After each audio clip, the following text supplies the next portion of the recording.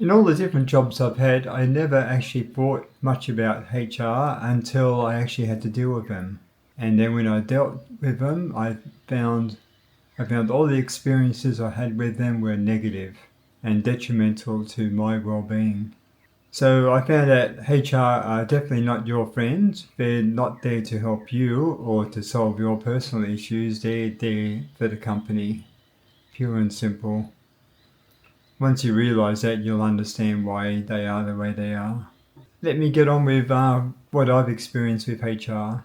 Okay, well, the first major red flag I had about HR was I was working with a fairly large company. We had several thousand employees, and they had posters stuck all over the place near the elevators and on columns and building entrance and all that about this thing called the Employee Assistance Program.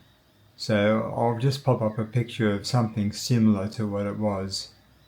Basically, they were saying, so basically it says the Employee Assistance Program provides free and confidential services for you and your family, including counselling and consultations for financial and legal guidance. Sounds pretty harmless, doesn't it? So I ummed and ahed about it for quite a while, and I was under financial stress at that time, basically having to deal with child support issues and stuff like that. So I gave them a ring.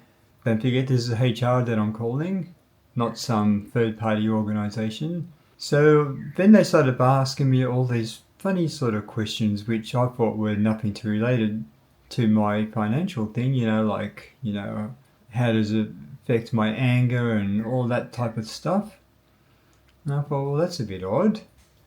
And then they sort of chatted to me for half an hour, asking all sorts of personal information, and then that was it. And I found, well, that wasn't very gratifying. They didn't really help me at all.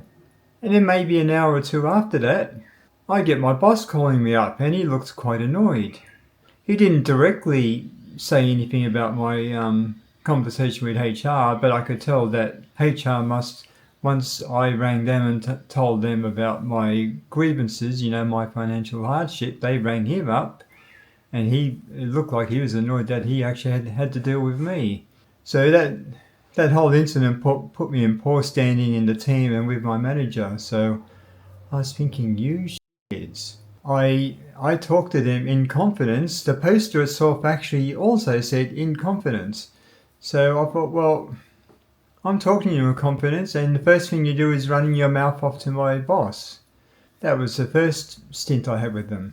So I realise now that that incident must have put a mark on my file with HR, because sometime after that, I think I missed a meeting or an email or something like that. It was something fairly petty. And then the boss straight away had me go on some HR program on how to manage my emails and how to, manage my time better. And I was really angry I got put on this mandatory course, because it was basically, a course for a 15-year-old, like how to check your mail, how to set alerts, how to not miss emails, how to create folders, and all the stuff that I was already doing. So it made me angry that they were treating me in a condescending manner, and I'm pretty sure it was related back to this first thing. So they were probably just making my life hard and trying to find ways to get rid of me, I guess. So another one, I was working for a company, and because I'm a programmer, I use the keyboard a lot, and occasionally my wrists do get really sore. It comes and goes. My wrists are fine now, but back then, comes and goes. And I think it was more about the way that I held my hands rather than the actual typing aspect of it. Anyhow, I had absolutely no intention of creating some sort of workers' compensation or anything like that, because I was just of the understanding that that's just an occupational thing and that's just the way it goes. And I didn't want to be off work anyhow. I wanted to work. So I was just sort of like, one day, just sort of like massaging my wrist and moving it around, and my new woke boss saw what I was doing, and straight away she said, "Are you okay?" And I said, "Oh yeah, my wrist is a little sore, so I'm just sort of relaxing it for a bit before I continue." And I'm not joking, within 5 minutes, there was someone from HR that actually came from another part of the building straight up to my desk with a gel pad, for your wrists, and some newer type of mouse, complete with paperwork for me to sign.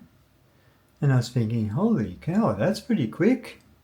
Are you that worried that I'm going to sue you or something, or try and file some workers' compensation? So yeah, within 5 minutes they had all this stuff done on me. They pretended that they were concerned about me. They made me sign some paperwork, which I'm guessing is some sort of disclosure that they're not responsible. And that was it. Do you think I had any follow-up from these people saying, are you okay? How's your wrist today? Nope. Nothing. I had another job where I think on the first week they took me for a tour. This is quite a large company. It was a large dairy company. So they were just walking me around the building. And then we went to this section where there were no signs, no tags on the doors, and we just passed this large door that was locked. And I was sort of thinking, this is a bit odd. So I asked the person showing me around, said, what's this room for? What's this area for? Oh, this is HR. And I asked, why is it locked up like that, like non-accessible? And he sort of looked at me and said, unions. Didn't really strike a chord with me until later on I got another job where I was a programmer, and they had doors going into the IT department that were riot-proof glass doors with specialised locks. So this is to stop union people causing damage, I guess, and I guess they had a lot of altercations with HR. So I know it's short, I haven't had that many issues with HR, but the ones I have had, and that's what I've had to deal with. And I've learned from those couple of lessons some while ago to not talk to anyone at work, not talk to my manager, not talk about my problems or any of that type of stuff, because it's only going to come back and bite you. It's never going to be in your favour. It's always going to be to your detriment. So the best thing I can advise is just don't talk about your work problems at work to people that you don't trust, and that primarily includes HR. Oh, by the way, in this country they now call them P&C, or people and culture. I would call them more like cronies and culture, because the only people that HR get on good with are all the work cronies, which is middle management, which are the perfect little brown noses for upper management. So that's the way managers work in this country now anyway. They're all brown noses. They're not really managing staff. Instead of managing downwards, they're managing their relationship with their boss upwards. And the way they manage that is by brown nosing. So I hope this was useful. Have a good day.